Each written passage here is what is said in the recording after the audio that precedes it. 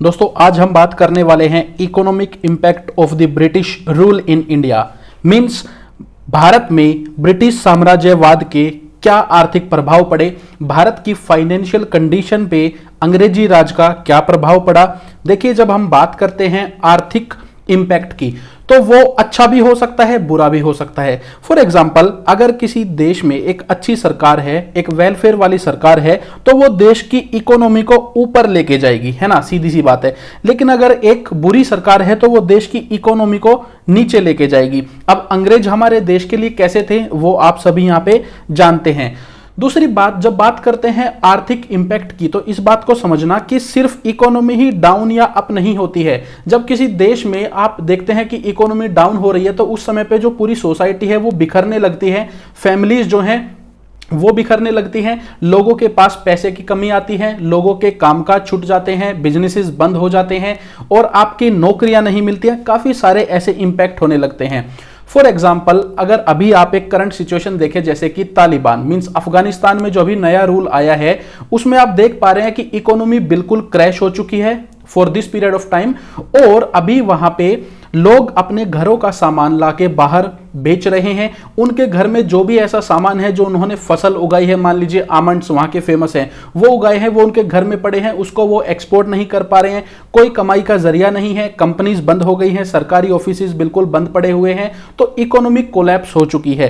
तो आप देख पा रहे हैं कि इकोनॉमी कोलैप्स होने का मतलब क्या होता है एक देश के लिए। ऐसा ही कुछ आज से 50, 60, 70 साल पहले तक इंडिया के साथ हो रहा था और ये 150, 200 सालों तक लगातार होता रहा।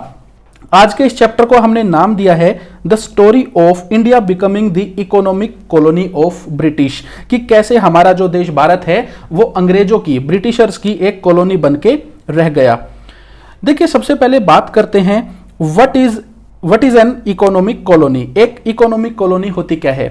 जब कोई देश जो पावरफुल है वो अगर किसी दूसरे देश के ऊपर अपनी यहीं से बैठ के राज करे तो उसको बोलते हैं कॉलोनी बना लेना। मतलब कि इस कमजोर देश को इस पावरफुल देश ने अपनी कॉलोनी बना लिया है। दूसरी बात, जब कोई पावरफुल कंट्री राज करते के साथ साथ उस गरीब देश के या उस वीक कंट्री के अगर इकोनॉमिक रिसोर्सेज को एक्सप्लॉइट करे, उसको लूटे, तो उसको फिर बोलते हैं हम इकोनॉमिक कॉलोनी।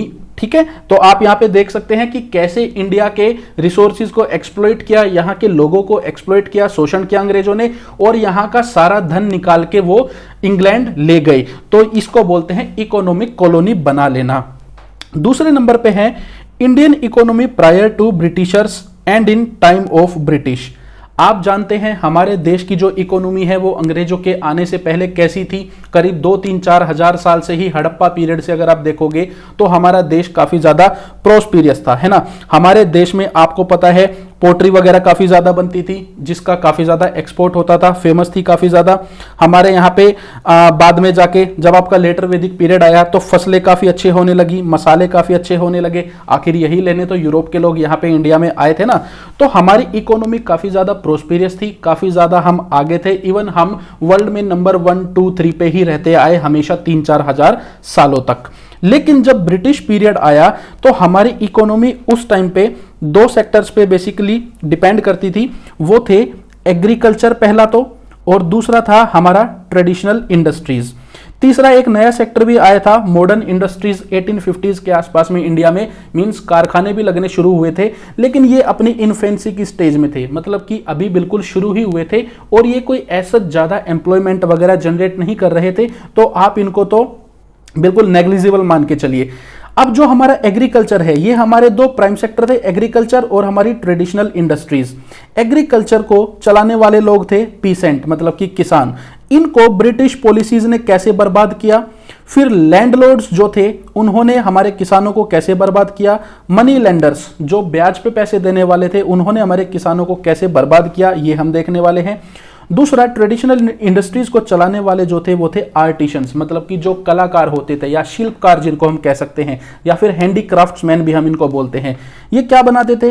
हैंडीक्राफ्ट्स के आइटम। शुरू से ही कई हजार सालों से ये बनते आ रहे थे, जैसे कि महंगे जो स्टोन्स होते हैं उनकी ज्वेलरी और ऑर्नामेंट्स बनाना, आप यहाँ पे लकड़ी के कुछ साज सजावट के आइटम बनाना, मेटल के वेपन्स वगैरह बनाना या कोई और औजार बनाना, फिर आपकी कोई अनदर टाइप की ज्वेलरी हो गई, गोल्ड की, सिल्वर की, फिर हमारी मिट्टी की जो क्ले की जो पोट्री होती थी वो हो गई सजावट के लिए या फिर सामान रखने के लिए, ये काफी फेमस थी वर्ल्ड वाइड। शूज हो गए, टेक्सटाइल्स हो गए, टेक्सटाइल में मींस कपड़ों में आपके कॉटन के कपड़े हो गए, सिल्क के हो गए, वूलन हो गए, मींस रेडीमेड कपड़े हो गए कई तरीके के जिन पे एम्ब्रॉयडरी है, डिजाइन है, डाई हो रखी है।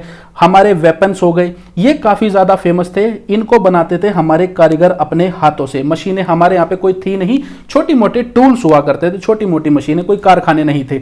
इनको हमारे कारीगर यहाँ पे बनाया करते थे और ये वर्ल्ड वाइड फेमस थे।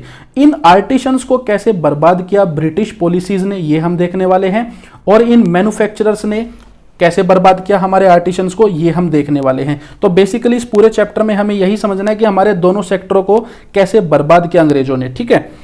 इसके बाद आप चैप्टर को शुरू करने से पहले इस टर्म को भी जान लीजिए, जमींदार वर्सेस लैंडलॉर्ड्स। देखिए, जमींदार और लैंडलॉर्ड में ज्यादा फर्क नहीं है। अंग्रेजों के इंडिया में आने से पहले जो लोग किसानों और सरकार के बीच में हुआ करते थे, फॉर एग्जाम्पल आपकी यहां पे है सेंट्रल गवर्नमेंट, यहां पे है पीसेंट किसान, तो बीच में टैक्स उगाई के लिए अब ऐसा तो है नहीं कि किसान जो सरकार है वो एक एक किसान के पास जाएगी, तो बीच में होता था एक जमींदार। इसको सरकार यहां पे बेसिकली इससे ही सीधी उगाई किया करती थी और ये किसानों से उगाई किया करते थे। ये थे आपके जमींदार। अब ये लैंडलॉर्ड क्या है? लैंडलॉर्ड कुछ ऐसा है कि जब अंग्रेजों ने नए जमींदार बनाने इंडिया में शुरू किए तो उनको अंग्रेजों ने अपनी जो टर्म दी वो बेसिकली सीधी सी बात है इंग्लिश में ही देंगे, तो उसको बोलेंगे हम लैंडलॉर्ड्स। तो इनके बारे में आगे चल के थोड़ा और देखेंगे, बाकी आप इसमें कंफ्यूज मत होना, ठीक है। फिर है 4th नंबर पे मर्चेंट्स टू मैन्युफैक्चरर्स। देखिए, आप सभी जानते हैं कि इंडिया में जो अंग्रेज आए थे वो आए थे एज अ ट्रेडर, है ना, ट्रेडर के तौर पे। वो क्या करते थे बेसिकली? Import export. वो इंग्लैंड से या यूरोप से मान लीजिए या तो पैसे लाएंगे या कुछ और सामान लेके आएंगे और उसके बदले में इंडिया का सामान लेके जाएंगे, सिंपल ट्रेड, ठीक है। दूसरा, फिर यहां पे इस समय पे इनके पास कोई पॉलिटिकल अथॉरिटी नहीं थी, सिर्फ ट्रेड करने के इनको यहां पे अधिकार दिए हुए थे, परमिशन दी हुई थी। दूसरा, यहां पे इनके पास जब पॉलिटिकल अथॉरिटी आती है, आप मुझे बताएंगे कब आई थी पॉलिटिकल अथॉरिटी? वीडियो को पॉज कीजिए और एक बार जाके लिखिए पहले बार अंग्रेजों के हाथ में पॉलिटिकल पावर कब आई थी इंडिया में। तो ये आई थी एक्चुअली 1757 में बैटल ऑफ प्लासी के बाद, और उसके बाद बैटल ऑफ बक्सर में। इसके बाद क्या हुआ? अंग्रेजों ने यहीं से टैक्स कलेक्ट किए भारी भरकम, उस टैक्स से ही यहाँ पे इन्होंने आइटम्स खरीदे, सामान खरीदा बेसिकली, और उसको ब्रिटेन में या यूरोप में भेज दिया। मतलब कि इंडिया का ही पैसा, इंडिया के पैसे से ही इंडिया के आइटम खरीदेंगे और फिर उसको ब्रिटेन में बेच देंगे। घर से कुछ नहीं लाना, कोई लागत नहीं लगानी, सिर्फ मुनाफा। 3rd स्टेज इनकी आती है, ये तो थे आपके मर्चेंट्स, पहली 2 स्टेज मर्चेंट्स मतलब कि ट्रेडर्स। अब आते हैं आपके मैन्युफैक्चरर्स। मैन्युफैक्चरर क्या होते हैं? उत्पाद करने वाले। उत्पाद करने वाले मतलब कि फैक्ट्री लगाने वाले। इन्होंने क्या किया? ये इंडिया से लेते थे रॉ मटेरियल, फिर इसको ये जाके बनाते थे ब्रिटेन की बड़ी बड़ी फैक्ट्रीज में, ठीक है। इसको फिर ये सेल किया करते थे या तो इंडिया में या फिर ब्रिटेन में या कहीं पे भी। ये इनका यहाँ पे कॉन्सेप्ट था।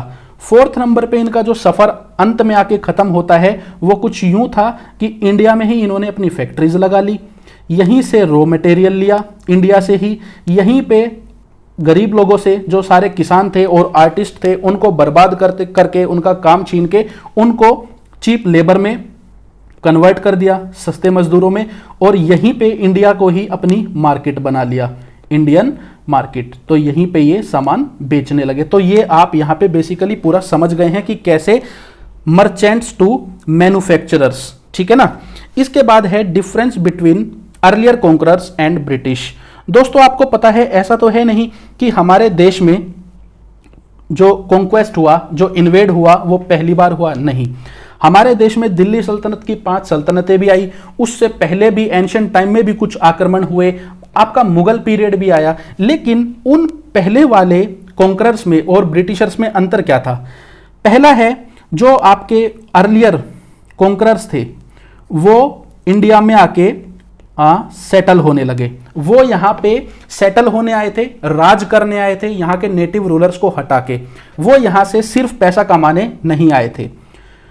दूसरा है, इन्होंने इकोनॉमी में कोई बदलाव नहीं किया। देखिए थोड़ा बहुत टैक्स कलेक्शन में बदलाव हो गया, थोड़ा घटा दिया बढ़ा दिया, कलेक्ट करने के तरीके बदल दिए, लेकिन हमारी जो प्रॉपर इकोनॉमी थी, ना तो हैंडीक्राफ्ट्स को किसी ने कोई चोट पहुंचाई, ना एग्रीकल्चर को, इवन ये शुरू से ही बढ़ता रहा और ये काफी ज्यादा बढ़ता गया टाइम के साथ साथ। ब्रिटिशर्स का कॉन्सेप्ट क्या था, ये कभी भी इंडिया में सेटल होने नहीं आए थे। ये क्या करने आए थे, ट्रेड करने आए थे। जब इनके लिए ट्रेड कर पाना थोड़ा मुश्किल हो रहा था और इनको ज्यादा मुनाफा कमाना था, तब इनको समझ में आया कि यहां पे हमें चाहिए पॉलिटिकल अथॉरिटी। उसी से फिर यहां पे इन्होंने इंडिया का दमन शुरू किया, इंडिया में लूट शुरू की और उसको लूट के ये ले गए अपने घर पे। कहां पे, इंग्लैंड में या फिर यूरोप में। सो बेसिकली ये यहां पे सेटल होने नहीं आए थे, पहले वाले सेटल होने आए थे और फिर ये क्या बन गए, पार्ट ऑफ इंडियन लाइफ पहले वाले, और अंग्रेज अपने घर को वापिस हो लिए। तो ये पांचों चीजें आपको समझ में आ गई। इससे अब आपको इस चैप्टर को समझना थोड़ा सा इजी हो जाएगा। देखिए हम थोड़ी सी इंटेंशन सेट करते हैं कि इस चैप्टर में आगे जाने से पहले हमें सीखना क्या है। जब हम ये दिमाग में लेके जाएंगे कि क्या सीखना है और समझना है, तो उसको समझना थोड़ा इजी रहेगा, फेमिलियरिटी रहेगी, है ना। 7 चीजें हैं। देखिए सबसे पहले है process of English transforming India into their economic colony. एक दिन में तो ये कोई चीज हो नहीं गई थी, तो धीरे धीरे करके स्टेप बाय स्टेप एक प्रोसेस उन्होंने फॉलो किया अंग्रेजों ने भारत को अपनी इकोनॉमिक कॉलोनी बनाने के लिए। वो हम देखने वाले हैं कैसे किया। फिर है हमारे देश की इंडस्ट्रीज जो थी ट्रेडिशनल हैंडीक्राफ्ट्स वाली, उसको और उसको चलाने वाले जो शिल्पकार थे, जो आर्टिशंस थे, उनको कैसे बर्बाद किया सिस्टमेटिकली, वो देखेंगे। फिर हमारे देश की इकोनॉमी का जो दूसरा पिलर था एग्रीकल्चर और उसको चलाने वाले पीसेंट्स, उनको कैसे बर्बाद किया, ये हम देखने वाले हैं। उसके बाद है जो ओल्ड जमींदार्स थे, पुराने समय के जमींदार थे, उनको कैसे बर्बाद किया और एक लैंडलॉर्ड्स की या फिर जमींदारों की नई क्लास कैसे इमर्ज होती है, वो हम देखने वाले हैं। 6 नंबर पे features of the development of modern industries in India. अब देखिए अंग्रेज कहते हैं, ब्रिटिशर्स कहते हैं कि हमने इंडिया को मॉडर्नाइज किया, वहां पे मॉडर्न इंडस्ट्रीज लगाई, तो उसकी रियलिटी क्या है वो हम देखने वाले हैं। फैक्ट चेक थोड़ा सा हम यहाँ पे करने वाले हैं। इसके बाद 7 नंबर पे है कि कैसे हमारे देश को गरीब कर दिया गया, पॉवर्टी में धकेल दिया गया। फिर उसके बाद यहाँ पे अकाल हुए, भुखमरी हुई, कैसे हमारे देश को बेसिकली बर्बाद कर दिया गया, हमारी सोसाइटी को। चलिए अब यहाँ पे देखते हैं। सबसे पहला हमारे सामने जो पॉइंट है दोस्तों, वो है ruined of Indian industries and artisans. तो यहाँ पे कैसे हमारी इंडस्ट्रीज को बर्बाद किया देखते हैं। रीजंस क्या थे। सबसे पहला था one way trade policy of British.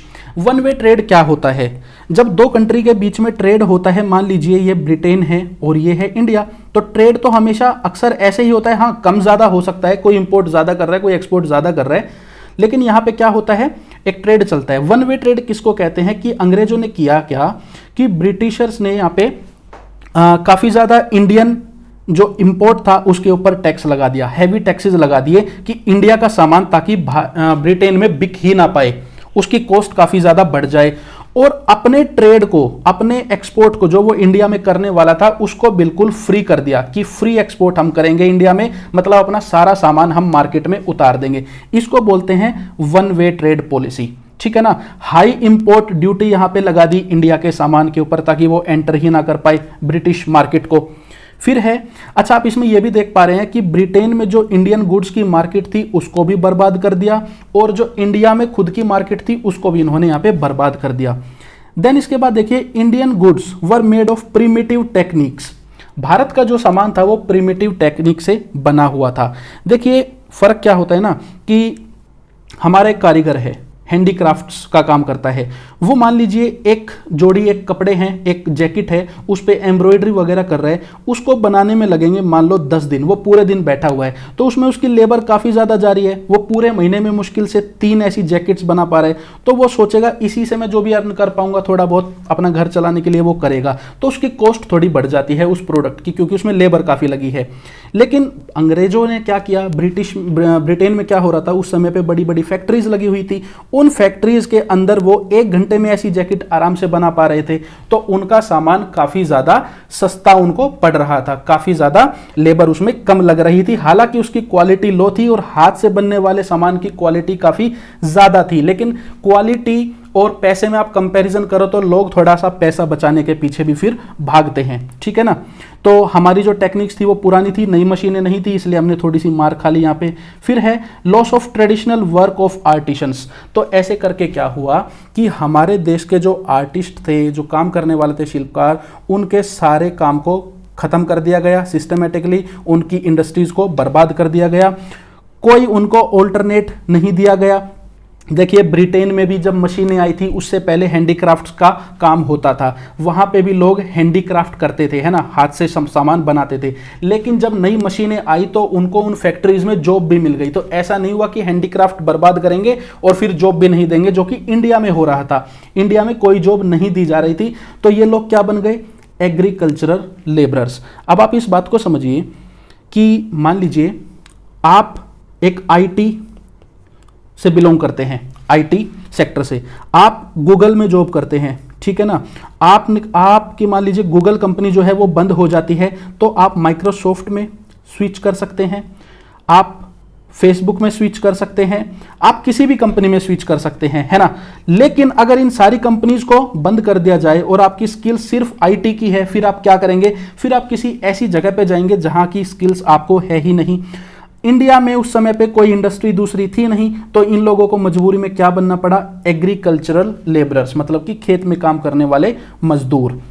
फिर ओल्ड बिजनेस सिटीज वर डिसरप्टेड, मतलब कि जितनी भी जो पुरानी बिजनेस सिटीज थी, जैसे कि आपकी सूरत हो गई, कैलिकट हो गई, इन सबको बर्बाद कर दिया गया। अब दोस्तों होता क्या है, पूरे मान लीजिए ये पूरा देश है, ये आपकी कोई 4-5 मेन बिजनेस सिटीज है। अब पूरे देश के लोग इन सिटीज में जाके अपना सामान दे के आते हैं। जब वो सामान दे के आते हैं सालों साल, तो उनके वहाँ पे नेटवर्क बन जाते हैं व्यापारियों के साथ, तो एक काफ़ी सारा अच्छा सा उनका स्ट्रक्चर तैयार हो जाता है। लेकिन अगर आप इन सिटीज़ को ही डिसरप्ट कर देंगे पूरी तरीके से, जो कि अंग्रेजों ने किया, तो आपके सारे नेटवर्क पूरी तरीके से ध्वस्त हो जाएंगे और फिर आप ट्रेड कहाँ कर पाएंगे। तो ऐसे भी हमारे आर्टिस्ट को बर्बाद किया गया।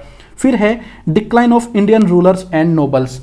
देखिए हमारे जितने भी आर्टिस्ट थे उनका जो सामान था वो बिकता था ज़्यादा राजाओं के पास और जो नोबल्स या जो अमीर आदमी हुआ करते थे उनके पास। कैसे, राजाओं के महल में पर्दे लगे हुए हैं, शानदार चेयर्स डली हुई हैं, राजाओं के पास 1000 तरीके के आर्टिफैक्ट्स हैं, पोट्री है, सजे हुए चाकू हैं, तलवारें हैं, बंदूकें हैं। तो ये सारी चीज़ें, कालीन वगैरह हो गए उनके महल में, है ना। साज सजावट के आइटम यहाँ पे ये राजा या फिर जो अमीर आदमी थे वो खरीदा करते थे।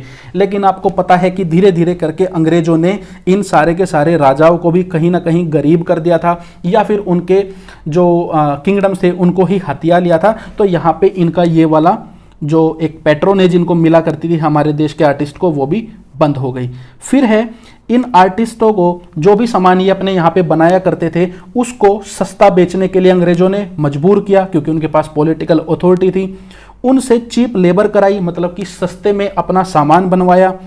फिर है क्योंकि एक्सपोर्ट बंद हो चुका था, अब अगर कमाना है तो चाहे फिर कम दाम पे ही बना के देना पड़े, वो करना पड़ रहा था हमारे आर्टिस्ट को। फिर है एग्रीकल्चर बिकेम सोल डिपेंडेंसी। तो इससे हुआ क्या कि एक जो आपका सेक्टर है वो तो पूरा का पूरा बर्बाद कर दिया हमारी ट्रेडिशनल इंडस्ट्री का, दूसरा सेक्टर बचा हमारा एग्रीकल्चर, वो हमारी सोल डिपेंडेंसी बन गया। पूरा देश अब इसी के ऊपर यहाँ पे आधारित हो गया।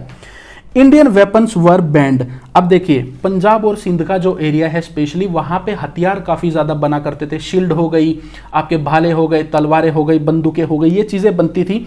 लेकिन हमारे इंडियन वेपन्स को अंग्रेजों ने बैन कर दिया, क्योंकि उनके पास पॉलिटिकल अथॉरिटी थी। तो यहाँ पे हमारे जो आर्टिस्ट इन हथियारों को बनाया करते थे, जो इंडस्ट्री थी, वो भी पूरी तरीके से बर्बाद हो गई।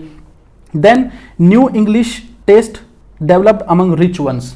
देखिए अंग्रेजों ने शुरू से ही एक सुपीरियोरिटी कॉम्प्लेक्स इंडिया में स्थापित किया था, एक साइकोलॉजिकल सुपीरियोरिटी कॉम्प्लेक्स की हम ज़्यादा अच्छे हैं, हमारी हैबिट्स अच्छी हैं, हमारी सारी चीज़ें अच्छी हैं। तो हमारे देश के जो अमीर लोग थे जितने भी, उनको यहाँ पे एक टेस्ट लगने लगा इंग्लिश चीज़ों का, कि इंग्लिश जूते पहनेंगे, इंग्लिश कपड़े पहनेंगे, इंग्लिश डेकोरेटिव आइटम खरीदेंगे। तो उसके चलते भी क्या हुआ, हमारे आर्टिस्टों को काम मिलना बंद हो गया, लोगों ने इंग्लिश चीज़ों को ज़्यादा यूज़ करना शुरू कर दिया। फिर है India became exporter to importer of finished goods. पहले हमारा देश बना हुआ सामान, सजावट का या किसी भी तरीके का एक्सपोर्ट किया करता था, अब हमारे देश में सामान इंपोर्ट होने लगा यूरोप से। फिर देखिए रेलवेज का अंग्रेजों ने इस्तेमाल कैसे किया, ये आप अच्छे से जानते हैं। अंग्रेजों को हमारे यहाँ से चाहिए था रॉ मटेरियल, पूरे देश के कोने कोने से लाने के लिए ट्रेन उनके काफ़ी काम आई, ठीक है, सस्ते में पूरा नेटवर्क उन्होंने बिछा दिया। फिर उनको अपने फिनिश्ड गुड को इंडिया के कोने कोने में पहुंचाना था सेल करने के लिए, तो उसके लिए भी रेलवेज उनके काफ़ी ज़्यादा काम आई दोस्तों। इसके बाद है रूइंड ऑफ पीसेंट्स, हमारे किसानों को कैसे बर्बाद किया। सबसे पहले ऑन मर्सी ऑफ जमींदार्स, मतलब कि जब इंग्लैंड जब अंग्रेज हमारे देश में आए तो उन्होंने 1793 के आसपास में क्या किया, परमानेंट सेटलमेंट कर दी और उसमें जमींदार को ओनर बना दिया जमीन का, मतलब कि मालिक बना दिया जमीन का। अब जब वो मालिक बन गया तो वो कितना भी टैक्स यहां से वसूल सकता था, और परमानेंट सेटल में क्योंकि जमींदार को भी एक फिक्स रेट पे टैक्स पे करना होता था फिक्स डेट पे, तो वो ज्यादा से ज्यादा पैसे यहां पे पीसेंट से ही खींचता था, कमाता था। दूसरी बात, सरकार का जो फिक्स था वो क्या था कि 89% जो है करीब वो सरकार को मिलेगा, 11% जो टैक्स टोटल कलेक्ट हुआ है उसमें से जमींदार को मिलेगा। अब जमींदार को अगर ज्यादा कमाई करनी है तो वो फिर से यहां पे किसानों की ही वाट लगाने वाला था। इसके बाद है heavy taxes on fixed date fixed price, ये मैंने आपको बताया। ट्रांसफर ऑफ लैंड सिस्टम, ये एक बड़ी ही बुरी चीज आ गई थी। इससे पहले क्या था हमारे देश में कि जो लैंड था उसको ट्रांसफर नहीं कर सकते थे। होता क्या था, and lost the land against डेप्ट। होता क्या था, देखिए पहले गांव गांव में बनिए हुआ करते थे, हर गांव में मनी लेंडर हुआ करते थे। वो क्या करते थे कि आपको पैसे दे दिया करते थे फसल उगाने के लिए, आपको बीज खरीदना है, आपको कोई खाद खरीदना है, आपको कोई भी काम है, आपकी फसल वगैरह खराब हो गई है तो वो आपको पैसे दे दिया करते थे इंटरेस्ट के ऊपर। लेकिन वो आपके ऊपर ना तो इलीगल इंटरेस्ट लगा सकते थे और ना ही वो आपकी जमीनों को अपने नाम पे करवा सकते थे। लेकिन अंग्रेजों ने ये अपॉर्चुनिटी भी खोल दी और जब यहाँ पे किसानों के ऊपर ज्यादा कर्जा होने लगा तो उनकी जमीनों को हड़प लिया जाता था, अपने नाम पे करवा लिया जाता था। ये मैंने यहाँ पे लिखा हुआ है, illegal interest and acquiring of land by money lenders. फिर देखिए इन्हीं मनी लेंडर्स को, ये जो जमीनों को हथियाते थे, इनको ब्रिटिश सिस्टम के द्वारा काफ़ी ज़्यादा हेल्प करी जाती थी। आपके जितने भी मनी लेंडर्स थे वो आमतौर पे थोड़े पढ़े लिखे हुआ करते थे, उनको हिसाब किताब आता था हर चीज़ का, वो उल्टा सीधा ब्याज यहाँ पे लगा सकते थे। किसान जो थे वो ज़्यादातर अनपढ़ थे तो उनकी समझ में ज़्यादा ना नियम आते थे, तो उनको कोर्ट में जाके लीगल सिस्टम में जाके यहाँ पे अंग्रेजों के द्वारा ये मनी लेंडर्स फंसा दिया करते थे और ब्रिटिश सरकार इनकी काफ़ी हेल्प करती थी। उसके बाद हमारे किसानों का नुकसान हुआ, ड्रोट्स मतलब कि सूखा पड़ता। अब देखिए बारिश वगैरह हो गई तो अच्छी पैदावार हो गई, कोई बहुत ज़्यादा कैनाल का सिस्टम या इरिगेशन सिस्टम तो अंग्रेजों ने यहाँ पे लगाया नहीं था, या उससे पहले की सरकारों ने, इवन मुगल एम्पायर के टाइम पे भी कोई ज़्यादा इस चीज़ के ऊपर काम नहीं हुआ था। फिर आपकी फ्लड्स हो गई, मतलब कि बाढ़ का आना हो गया। देन इसके बाद आपका फेलियर ऑफ क्रॉप्स हो गया कि मान लीजिए आपकी पूरी फसल ही बर्बाद हो गई, कोई कीड़े लग गए या कोई ऐसी चीज़। इनके चलते हुआ क्या कि पूरी की पूरी फसल बर्बाद हुई जा रही है। टैक्स आपके ऊपर फिक्स लगा हुआ है, वो आपको हर हाल में पे करना ही करना है। जमींदार आपसे लेके जाएगा किसी ना किसी वे में, आप अगर नहीं दोगे तो सारी की सारी फिर आपकी जमीन तो जाएगी ही और आप टोटल लॉस में यहाँ पे हो जाओगे। फिर है mortgage of land to lender instead of losing it to government. अब देखिए देश में कई अलग अलग तरीके की दोस्तों सेटलमेंट थी। आपके जो साउदर्न पार्ट है वहां पे थी रियोतवाड़ी, मैंने एक पिछले चैप्टर में आपको ये पढ़ाया था कि रियोतवाड़ी सेटलमेंट, जहां पे किसान को ही मालिक बनाया गया था। आपके बंगाल, बिहार और उड़ीसा के एरिया में जमींदारों को आपका मालिक बनाया गया था यहाँ पे जमीन का, ये आपको पता है। तो हुआ क्या, साउथ की साइड में अगर आप ज़्यादा देखोगे मद्रास की तरफ में, तो किसान जब टैक्स पे नहीं कर पाता था तो उसके पास दो ऑप्शन थे, एक तो सरकार उससे उसकी ज़मीन छीन ले डायरेक्टली, या फिर वो थोड़ा सा किसी मनी लेंडर से ब्याज पे पैसा उठाए और अपनी ज़मीन को सीधा ना खो के अंग्रेजों को, ब्रिटिश सरकार को रेवेन्यू के तौर पे दे दे। इसके बाद क्या होता, वो कर्ज की साइकिल में यहाँ पे फंस जाता और उसकी ज़मीन वैसे भी फिर मनी लेंडर के द्वारा छीन ली जाती। High rates of lease. अब देखिए जब आप एक लैंडलॉर्ड से, एक जमींदार से, मैंने आपको बताया ना कि जमींदारों के पास यहाँ पे सारी जमीन आ गई थी, जमींदारों को मालिक बना दिया गया था काफ़ी सारे एरियाज में। अब मान लीजिए एक जमींदार के पास 1000 एकड़ जमीन है और वो रेंट पे देने वाला है किसानों को। अब मान लीजिए 1000 एकड़ में से उसको अगर रेंट पे देनी है 10 एकड़, बाकी उसने दे दी है, और उस 10 एकड़ को लेने वाले किसान है टोटल 100। अब इन 100 के बीच में चलेगा कंपटीशन इस जमीन को लेने के लिए, क्योंकि और तो कुछ करने को था ही नहीं, तो वो ज्यादा यहाँ पे दाम देंगे, ज्यादा किराया देंगे इस जमींदार को। जो ज्यादा किराया देगा उसको जमींदार यहाँ पे 10 एकड़ अपनी जमीन दे देगा। तो यहाँ पे हाई रेट्स ऑफ लीज हो गए, कमाई नहीं बढ़ी थी, फसल ज्यादा नहीं होती थी, कोई ज्यादा इरिगेशन वगैरह के माध्यम नहीं थे, लेकिन फिर भी मजबूरी में यहाँ पे हाई रेट्स पे जमीनों को लेना पड़ा। तो आप देख सकते हैं कि किसानों को यहाँ पे सभी ने क्रश किया। ये सभी कौन थे? सबसे पहले थी ब्रिटिश गवर्नमेंट, ब्रिटिश अथॉरिटीज पहले नंबर पे। दूसरे नंबर पे थे यहाँ पे जमींदार या फिर लैंडलॉर्ड्स, ठीक है ना। और तीसरे नंबर पर थे आपके यहाँ पे मनी लेंडर्स। आप यहाँ पे इन चीजों को याद रखिएगा, आप इनको साथ साथ नोट भी कर सकते हैं। नोट करने का तरीका वैसे मैं आपको बताऊंगा आज ही। फिर देखिए स्टैग्नेशन ऑफ एग्रीकल्चर। स्टैग्नेशन का मतलब होता है स्थिरता आ जाना, रुक जाना, कोई तरक्की ना होना। तो हमारी खेती को कैसे बर्बाद किया? सबसे पहले no investment in new technology.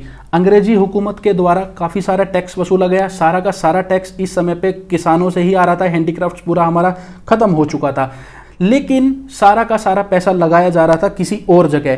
खेती के लिए टेक्नोलॉजी में कोई पैसा नहीं लग रहा था, ना इरिगेशन के कोई मेथड आ रहे थे, ना कोई नए किस्म के बीज जो होते हैं सीड्स उनको डेवलप किया जा रहा था, ना कोई फर्टिलाइजर, ना कोई खाद, कुछ भी नहीं, कोई मशीन टेक्निक नहीं। तो सारा पैसा खेती से आ रहा है, लेकिन खेती पे लगाना कुछ भी नहीं। ऊपर से क्या किया? Forced commercial crops. देखिए अगर हम बात करें दो तरीके की क्रॉप्स की, एक होती है फूड क्रॉप्स, आपका गेहूं बाजरा हो गया, जो आप खाते हैं डायरेक्टली। एक हो गई आपकी कैश या फिर कमर्शियल क्रॉप्स, जैसे कि जिसको आप सीधा बेचते हैं। आपकी चाय पत्ती हो गई, उसको आप खाएंगे तो नहीं ना, चाय पत्ती हो गई, कॉफी हो गई, इंडिगो हो गई, जूट, कॉटन, ये सब चीजें। तो यहाँ पे जबरदस्ती जिस भी कच्चे सामान की ब्रिटिश मैन्युफैक्चरर्स को जरूरत होती थी, वो यहाँ पे हमारे किसानों से उगवाया जाता था फोर्सफुली, ठीक है।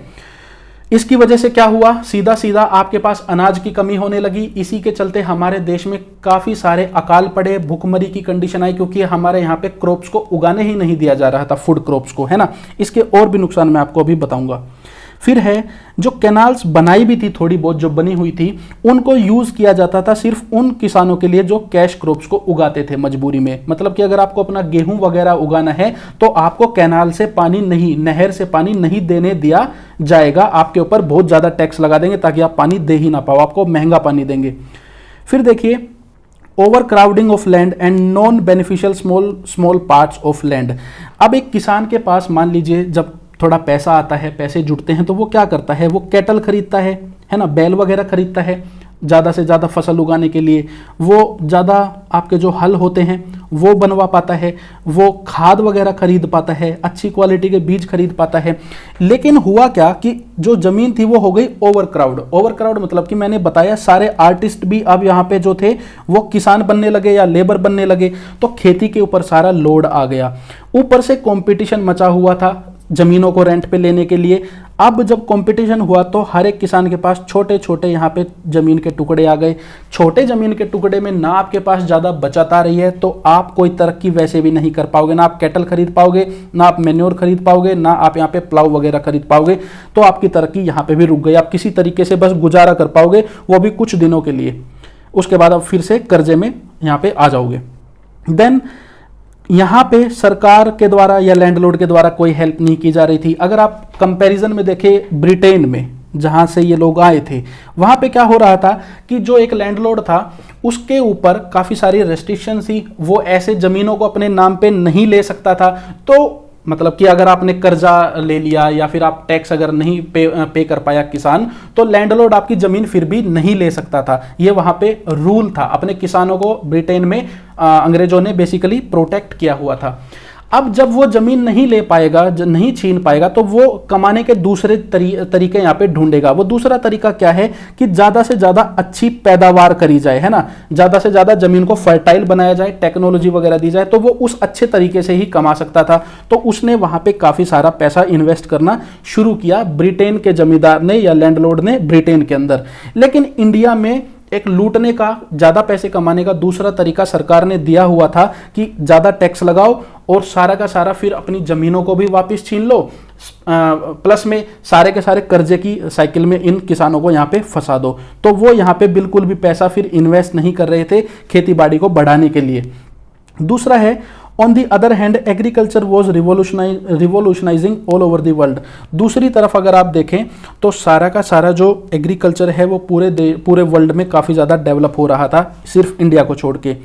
All tax collected was use for admin and law and order. जितना भी टैक्स कलेक्ट होता था वो या तो एडमिनिस्ट्रेशन के लिए यूज होता था या फिर लॉ एंड ऑर्डर के लिए, मतलब कि ब्रिटिश जो एम्पायर इंडिया में था उसको प्रोटेक्ट करने के लिए इस चीज़ पे सारा पैसा लगाया जा रहा था। अब यहाँ पे आप इस चीज़ में कंफ्यूज मत हो जाना कि मैंने यहाँ पे बोला कि लैंडलॉर्ड जो है वो ज़मीन छीन सकता है। लैंडलॉर्ड ज़मीन कहाँ पे छीन सकता था? कई ऐसे तरीके थे जहाँ पे वो ज़मीनें छीन सकता था, जैसे कि आपका रेतवाड़ी सिस्टम है। वहाँ पे आप जो किसान है, मान लीजिए उसने पैसा ले लिया एक मनी लेंडर से, जब मनी लेंडर नहीं दे पाया, किसान नहीं दे पाया, तो उसने उस किसान की ज़मीन को छीन लिया और वो क्या बन गया? लैंडलॉर्ड। अब देखते हैं ये न्यू लैंडलॉर्ड्स थे कौन, हु वर दे, ये कौन थे? दे फाउंड, सबसे पहले कौन थे? एक लैंडलॉर्ड कौन बन सकता है? जिसके पास काफी ज्यादा पैसा होगा। पैसा किसके पास था? या तो जो बहुत अमीर किसान थे वो नए लैंडलॉर्ड बन रहे थे। एक सेकंड दोस्तों, इससे पहले ये यहाँ पे हम पढ़ लेते हैं रूइंड ऑफ ओल्ड जमींदार्स। ये एक छोटा सा पॉइंट है, फिर तभी उसको आगे हम पढ़ेंगे, तभी वो समझ में आएगा। जमींदारों को कैसे बर्बाद किया गया, जो पुराने जमींदार थे। सबसे पहला था auction of tax collection right.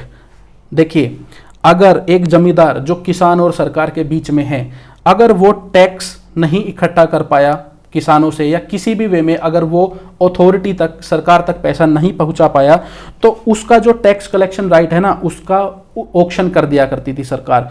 Means highest bidder जो होता था, ज़्यादा पैसे में उस हक को खरीदने वाला, टैक्स के कलेक्शन को, उसको बेच दिया जाता था। फिर है permanent settlement and heavy tax. काफ़ी सारी यहाँ पे आपको पता है एरियाज़ में, अपना बंगाल वगैरह के एरिया में परमानेंट सेटलमेंट कर दी थी और हैवी टैक्स यहाँ पे लगा दिया जाता था। अब यहाँ पे फसल की पैदावार हो या ना हो, किसान भी लाएगा कहाँ से? तो ये जमींदार के ऊपर रिस्पॉन्सिबिलिटी आ गई थी कि अब वो कैसे यहाँ पे सारा का सारा जो टैक्स है उसको पे करे, और अगर नहीं करेगा तो उससे वो जमीन वापस ले ली जाएगी और किसी दूसरे लैंडलॉर्ड को बेच दी जाएगी पैसा लेके। फिर है transfer of land to landlords. ये मैंने बता ही दिया कि यहाँ पे ट्रांसफर ऑफ लैंड का सिस्टम नया चालू हो गया था। अब ये जो न्यू लैंडलॉर्ड थे, जो पुराने जमींदारों के हक को यहाँ पे ले रहे थे, ये कौन थे? या तो कोई अमीर किसान या कोई मैन्युफैक्चरर। और ये क्यों ले रहे थे, जरा उस बात को समझिए। They found best investment in land. हमारे देश में उस समय पे कोई ऐसी व्यवस्था नहीं थी कि आप अपने पैसे को इन्वेस्ट करके ज़्यादा से ज़्यादा कमा सके, सिर्फ ज़मीन के अलावा, क्योंकि एक ही सेक्टर यहाँ पे था। तो लोगों ने यहाँ पे लैंडलॉर्ड बनना शुरू कर दिया और वो ज़मीनों को हाईएस्ट ऑक्शन में जाके हाईएस्ट बिड लगा लगा के खरीदने लगे। फिर है highly benefited by competition among tenants to get the land on lease. ये जो लैंडलॉर्ड थे, इनमें कंपटीशन, एक सेकंड, ये जो लैंडलॉर्ड थे इनको काफ़ी सारा फायदा मिला किसानों के बीच के कंपटीशन को, जो मैंने अभी आपको थोड़ी देर पहले बताया था कि हर किसान ज़मीन लेना चाहता था और उसके चक्कर में एक होड़ लग जाती थी और वो ज़्यादा रेंट पे भी फिर लेने को तैयार हो जाते थे। उसका फ़ायदा किसको मिलता? इन नए लैंडलॉर्ड्स को। इसके बाद है tenants to get the land on lease. ये हो गया था। New class of intermediaries emerged. एक न्यू क्लास थी इंटरमीडियरीज की जो इमर्ज होके आती है, वो क्या थी? देखिए, एक लैंडलॉर्ड के पास 1000 एकड़ जमीन है, उसके पास सीधे कुछ किसानों ने जमीन खरीदी, लेकिन कुछ ऐसे लोग थे जिनके पास कुछ पैसे थे, उन्होंने क्या किया? 100 एकड़ जमीन यहाँ पे ले ली, किसी ने 50 एकड़, किसी ने 200, किसी ने 300। ठीक है। फिर उसके बाद क्या हुआ? उसने इस जमीन को आगे किसानों को और महंगे भाव पे बेचना शुरू कर दिया, किसी को 10 एकड़, किसी को 5 एकड़, ऐसे करके। तो यहाँ पे एक बिचौलियों की नई क्लास भी उभर के आ गई थी। फिर है they became the supporters of British rule and oppose national movement. देखिए, सबसे ज़्यादा अंग्रेजों से फ़ायदा उठाने वाले इस समय पे जो लोग थे वो थे ये लैंडलॉर्ड्स। इनको भारी मुनाफा हो रहा था, भारी भरकम ज़मीनें इनके नाम पे आ रही थी, इनको टैक्स कलेक्शन से काफ़ी ज़्यादा पैसा मिल रहा था, कंपटीशन की वजह से काफ़ी सारा पैसा मिल रहा था। तो ये अंग्रेजों के खिलाफ क्यों जाएंगे? उल्टा इन्होंने 1857 की जो क्रांति हुई, उससे पहले जो छोटी मोटी क्रांतियां हुई, उसके बाद जो हमारी पूरी नेशनल मूवमेंट चली, उसमें ये लैंडलॉर्ड्स लगातार ब्रिटिशर्स का सपोर्ट करते रहे और हमारी नेशनल मूवमेंट को ओपोज करते रहे, उसका विरोध करते रहे। फिर है development of modern industries in India. अब जरा इसको भी समझिए। सबसे पहले machine age in India started in 1850s with cotton, jute and coal. ठीक है ना, सबसे पहले इंडिया में कब आई थी हमारे मशीनें, कब लगी, छोटे मोटे कारखाने, मिल वगैरह 1850 में, जो कि कॉटन, जूट और कोल की हुआ करते थे, यहाँ पे कोल की माइनिंग वगैरह। फिर है सेकंड नंबर पे देखिए, very slow progress and limited to 3 to 4 industries. अब ऐसा नहीं है कि यहाँ पे इलेक्ट्रिसिटी बन रही है, बड़े बड़े प्लांट लग गए हैं, कैपिटल गुड्स वगैरह तैयार हो रहे हैं, ऐसा कुछ नहीं था कि रेलगाड़ियाँ बन रही है, ऐसा कुछ नहीं था। सिर्फ और सिर्फ यहाँ पे 3 से 4 इंडस्ट्रीज तक ये लिमिटेड था। मैंने आपको बता दिया कॉटन, जूट और कोल तक, बाद में थोड़ा शुगर वगैरह तक भी चला गया। Only 1% Indians were employed. अब ये जो नई इंडस्ट्री लगी थी ना, ये कोई ऐसी नहीं थी कि इन्होंने पुराने कामों को रिप्लेस कर दिया, नहीं, सिर्फ 1% जो हमारे देश के लोग थे वो इनमें एम्प्लॉयड थे। 99% स्टिल खेती के ऊपर ही यहाँ पे डिपेंड किया करते थे। अब इसमें भी स्पेशल क्या है देखिए, mostly owned by British, means 90% जो ये सारी फैक्ट्रीज इंडिया में लगने लगी थी इनको ब्रिटिश ओन किया करते थे। लेकिन अंग्रेज ही क्यों, इंडिया के लोग क्यों नहीं? सबसे पहले देखिए हुआ क्या कि जो ब्रिटेन के बड़े मैन्युफैक्चरर्स थे उनके पास ब्रिटेन में अब थोड़ा से जो चांसेस थे ग्रोथ करने के वो कम हो गए थे, क्योंकि वहाँ पे फैक्ट्रीज काफ़ी ज़्यादा लग गई थी। उन्होंने देखा कि क्यों ना हम इंडिया में जाके अपनी फैक्ट्रीज लगाएं, अपनी सरकार की मदद से, हमारी सरकार हमें मदद करेगी, ज़मीनें हमें ऑलमोस्ट फ्री की या कम दाम पे मिलेगी, फिर हमें लेबर यहाँ पे काफ़ी सस्ती मिलेगी क्योंकि लोगों के पास काम नहीं है, कच्चा सामान भी मिलेगा और हम उसको डायरेक्ट इंडिया में ही बेच पाएंगे, मार्केट भी मिल जाएगी। पहला रीजन था ये। अब ब्रिटिशर्स का सपोर्ट किसने किया? मान लीजिए कोई इंश्योरेंस कंपनी है, फैक्ट्री की इंश्योरेंस करानी है, वहां से मान लीजिए आपको फैक्ट्री लगाने के लिए लोन लेना है तो वो भी ब्रिटिशर्स, किसी ब्रिटिश बैंक से ही लेना पड़ेगा, क्योंकि इंडिया में ऐसा उस टाइम पे कोई ऐसी इंस्टीट्यूशन थे नहीं। मान लीजिए फैक्ट्री के लिए आपको मशीनें लेके आनी है, इंजीनियर वगैरह लेके आने हैं, वो भी ब्रिटेन से आएंगे, तो वहां पे भी उनके कॉन्टैक्ट काफी ज्यादा थे। तो इस चीज में ब्रिटिशर्स जो थे वो थोड़े काफी ज्यादा यहाँ पे आगे निकल गए और इंडियंस हमारे जो मैन्युफैक्चरर्स थे वो पीछे रह गए। उसके बाद हमारे जो यहाँ पे जो अंग्रेजों की सरकार चल रही थी उसकी जो पॉलिसीज थी वो कुछ ऐसी थी कि अगर कोई मान लीजिए इंडियन जो है उसने अपनी एक फैक्ट्री लगा भी ली और वो अपना सामान ट्रेन से कहीं भिजवाना चाह रहा है तो उसके ऊपर एक ब्रिटिश मैन्युफैक्चरर के कंपैरिजन में काफ़ी ज़्यादा टैक्स लगाया जाएगा, तो ताकि वो अपना यहाँ पे बिजनेस ना कर सके।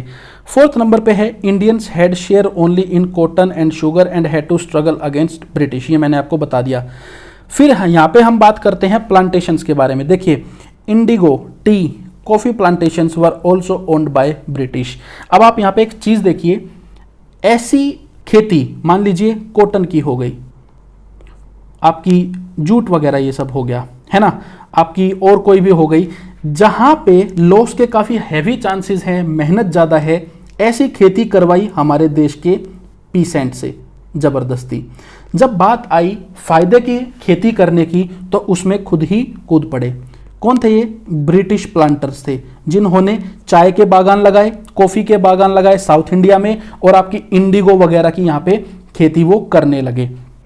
दे गोट रेंट फ्री लैंड, इनको यहाँ पे जो ज़मीनें मिलती थी सरकार की तरफ से वो उन पे कोई रेंट नहीं हुआ करता था। सस्ती लेबर उनको मिली काम करने के लिए, यहाँ पे सस्ती इतनी कि सिर्फ इतना दिया जाता था पैसा कि आप यहाँ पे जिंदा रह सको, 2 वक्त का खाना खा सको और कुछ नहीं, और फिर उनसे 12-12, 16-16 घंटे काम कराया जाता था। और चाय के लिए एक रेडी मार्केट, आपको पता है साउथ इंडिया में कॉफ़ी कितनी फेमस है और आपके पूरे ही इंडिया में चाय कितनी फेमस है। तो ये जो प्लांटेशंस थी ना, इनका बेनिफिट इंडियंस को कुछ भी नहीं मिला। 6th नंबर पे है industrialization was limited to few towns. देखिए जो इंडस्ट्रियलाइजेशन थोड़ा बहुत था भी, ये फैक्ट्रीज वगैरह जो थी ये आपके या तो कलकत्ता में या बॉम्बे प्रेसिडेंसी या मद्रास प्रेसिडेंसी, इन 3 जगह पे थी। पूरे देश के लोग तो वहाँ पे काम करने जा नहीं सकते थे, तो उसका भी इस रीज़न से भी कुछ फ़ायदा ज़्यादा नहीं मिल पाया। फिर है no big industries such as machine, कोई मशीन इंडस्ट्री नहीं थी कि बड़ी बड़ी मशीनें बन रही है, ट्रेन बन रही है, कुछ और ऐसी बड़ी चीज़ें बन रही है, कोई इंजन वगैरह बन रहे हैं, कोई केमिकल इंडस्ट्री नहीं थी, कोई इलेक्ट्रिकल इंडस्ट्री, कुछ भी नहीं था ऐसा, ठीक है, सिर्फ मिल वगैरह थी।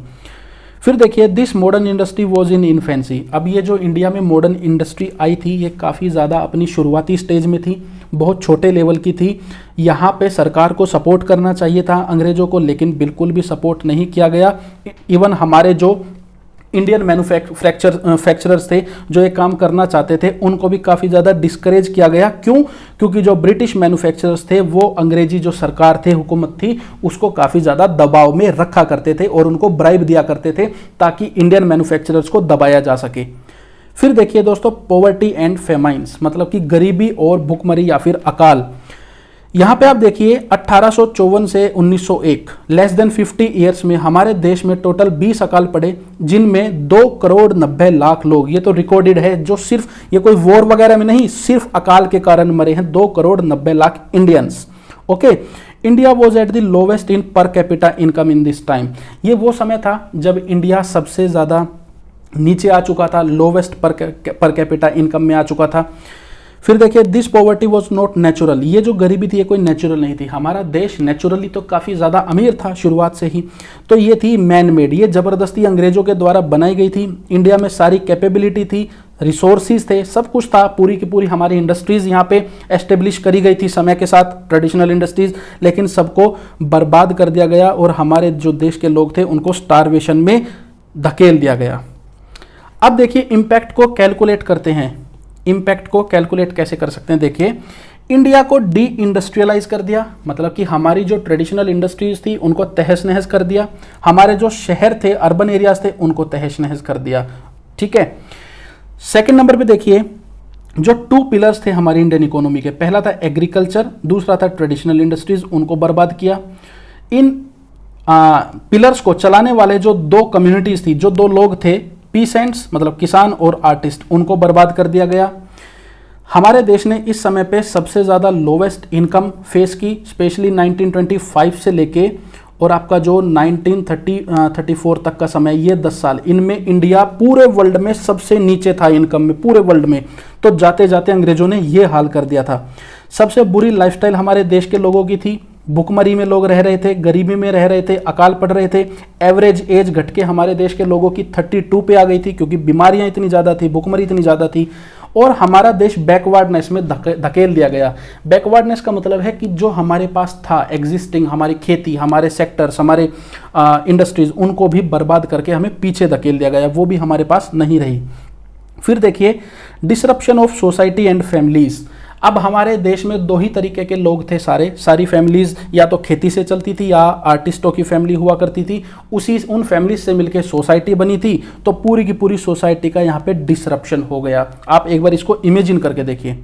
फिर है, India was made a colony and market simultaneously. आपने आमतौर पे देखा होगा कि कोई देश किसी देश के ऊपर राज कर सकता है, इकोनॉमी उसको एक्सप्लॉइट कर सकता है ना, तो इकोनॉमिक कॉलोनी बना सकता है। लेकिन ये एक लौता एग्जाम्पल है जब किसी देश को कॉलोनी तो बनाया ही गया, साथ में मार्केट भी बना दिया गया, मतलब कि उसी देश को लूट रहे हैं, वहीं के साथ सारा कच्चा सामान है, वहीं की लेबर है और फिर वहीं की मार्केट भी है उसको बेचने के लिए, वो भी जबरदस्ती। फिर देखिए, population was forced to poverty, जनसंख्या को गरीबी में धकेल दिया गया। That's why India presented a paradox of poor people living in a rich country. तो इसीलिए ये एक विरोधाभास यहाँ पे कहा जाता है कि गरीब लोग एक अमीर कंट्री में रहते हुए, एक्चुअली तो इंडिया तो अमीर ही था ना, उसको तो लूटा जा रहा था, तो यहाँ पे एक अमीर कंट्री में रह रहे थे कौन? गरीब लोग। हमारे देश की जो ये लूट थी दोस्तों 150-200 साल की, ये थी 45 ट्रिलियन यूएस डॉलर की इन टुडेज वैल्यू। अभी कोई 10-20 दिन पहले कोलंबिया यूनिवर्सिटी प्रेस की एक यहाँ पे ये सर्वे आई है, एक उन्होंने रिसर्च की है, उन्होंने कैलकुलेट किया कि ये 45 ट्रिलियन यूएस डॉलर थी। आज हमारी इकोनॉमी कितनी है? 3 ट्रिलियन की। अभी जो हमारे प्राइम मिनिस्टर हैं वो क्या एम कर रहे हैं कि हमारी जो इकोनॉमी है वो 5 ट्रिलियन तक पहुँच जाए आने वाले सालों में। चाइना की जो इकोनॉमी है वो है 15-16 ट्रिलियन की। यूएस की जो इकोनॉमी है वो है 25 ट्रिलियन के आसपास की, और हमारी जो लूट हुई थी वो कितनी थी? 45 ट्रिलियन। आप यहाँ पे समझ सकते हैं क्या लेवल था। फिर देखिए, हमारे लॉस ऑफ लाइफ काफ़ी ज़्यादा हुआ, अकाल वगैरह पड़े, उसकी वजह से डेथ काफ़ी ज़्यादा हुई, इसकी वजह से भी परिवार बर्बाद हुए, सोसाइटी का डिसरप्शन हुआ बुरी तरीके से। तो देखिए, एक्चुअली में अगर एक स्टेटमेंट हम इसको देखना चाहें तो क्या है कि India became richest to poorest. India अमीर से गरीब बना कैसे? देखिए, Britishers were like business owners.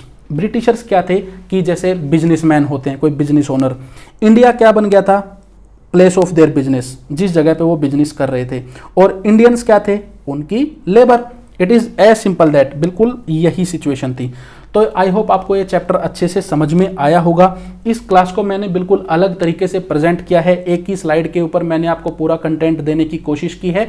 इसको और भी ज़्यादा अभी टाइम के साथ एनहेंस किया जाएगा, ये आपके लिए सैंपल के लिए है, तो आप प्लीज़ कमेंट करके ज़रूर बताना। अभी आप यहाँ पे समझिए इस बात को। ऐसी क्लास से आपके लिए रिवीजन करना काफ़ी ज़्यादा इजी होता है, क्योंकि यहाँ पे just read points and reflect.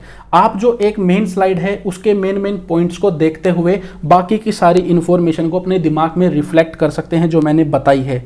अगर आप कोई चीज़ भूल गए हैं तो आप उसको रिविजिट भी कर सकते हैं आसानी से, एक ही स्लाइड के ऊपर सब कुछ दिया हुआ है, वीडियो के उस पार्ट को आप प्ले कर सकते हैं। यहाँ पे क्लैरिटी थोड़ी सी आपको ज़्यादा आई होगी, क्योंकि अ टॉपिक एंड इट्स सब topics branches on single page. एक पूरा टॉपिक की मान लीजिए इकोनॉमिक एक्सप्लॉयटेशन है ना, उससे जुड़ी हुई इसकी जो सब टॉपिक्स या ब्रांचेज हैं, जैसे कि किसानों को कैसे बर्बाद किया, आपके आर्टिस्ट को कैसे बर्बाद किया, एग्रीकल्चर का क्या किया। तो ये जो सारे यहाँ पे सब टॉपिक्स या ब्रांचेस हैं सभी एक पेज के ऊपर दिए हुए हैं, तो उससे कॉन्सेप्चुअल क्लैरिटी थोड़ी सी ज़्यादा हमारी हो जाती है, हम इजीली कॉन्सेप्ट को समझ पाते हैं। तीसरा है learning, more engaging and not monotonous. ऐसा नहीं है कि मैंने बहुत सारी स्लाइड्स बनाई हुई है और फिर मैं उनको पढ़ाता जा रहा हूँ, रीड करता जा रहा हूँ, मोनोटोनस सा हो गया है। आप यहाँ पे कोई पैसिव लर्निंग नहीं कर रहे हैं कि बस चुपचाप आप बैठ के देख रहे हैं, आपको यहाँ पे थोड़ी एक्टिव लर्निंग करनी पड़ रही है। आपको देखना पड़ रहा है एक स्लाइड के ऊपर सर कहाँ पे पढ़ा रहे हैं, ज़्यादा से ज़्यादा मैं एक ही स्लाइड के ऊपर बोल रहा हूँ, तो आपका मेंटल वर्कआउट थोड़ा सा ज़्यादा हो रहा है। फिर है ईजी नोट टेकिंग, नोट बनाने काफ़ी ज़्यादा ईजी है। आपने मान लीजिए एक सेंट्रल थीम बनाई, economic impact of British rule in India, है ना, इसके ऊपर आपने मेन ब्रांचेस बना दी। फिर उसके बाद जो मैंने यहाँ पे लिखी हुई थी मान लीजिए पीसेंट वगैरह, उसके बाद मैंने जो भी इंफॉर्मेशन आपको बताई जो लिखी हुई नहीं है उसको आप यहाँ पे नोट कर सकते हैं अपनी एक A4 शीट पे। तो पूरा चैप्टर आपके पास यहाँ पे ईजिली आ जाएगा, एक शीट के ऊपर आपकी नोट मेकिंग हो गई। तो just make a mind map on sheet and add all the points taught in the class more joyful and hassle free. मैं आपको ये करके भी दिखाऊंगा एक वीडियो के माध्यम से, और टेलीग्राम पे एक आपके साथ शेयर करूंगा पेज, जिससे आपको पता चल जाएगा। लेस टाइम कंज्यूमिंग है, इसमें टाइम काफ़ी कम लगता है। Better class with more clarity in 40 to 50% time. अगर मैं पुराने तरीके से इस क्लास को पढ़ाता तो ये डबल टाइम पे जाती, लेकिन यहाँ पे काफ़ी क्रिस्प कंटेंट था, काफ़ी जो अननेसेसरी वर्ड्स थे उनको रिमूव कर दिया, लार्ज PDF को रिमूव कर दिया, सारी की सारी चीज़ें पढ़ा दी गई एक स्लाइड के ऊपर ही, तो आपका टाइम भी यहाँ पे काफ़ी सारा बच गया। अगर आप यहाँ पे नोट्स बना रहे हैं जैसे तरीके से मैंने बताया है, तो आप प्लीज़ अपने जो फोटोग्राफ्स हैं, जो पिक्चर्स हैं, वो एक बार शेयर कीजिएगा अपने नोट्स के टेलीग्राम पे, ताकि बाकी के बच्चे भी देख सकें। अगर आपको इस क्लास में जो भी कमी लगती है जो दूर की जा सकती है, मान लीजिए कोई फ़ॉन्ट छोटे हैं टेक्स्ट के या कोई और चीज़ है, तो वो आप प्लीज़ कॉमेंट करके ज़रूर बताइएगा। Thank you so much and good bye.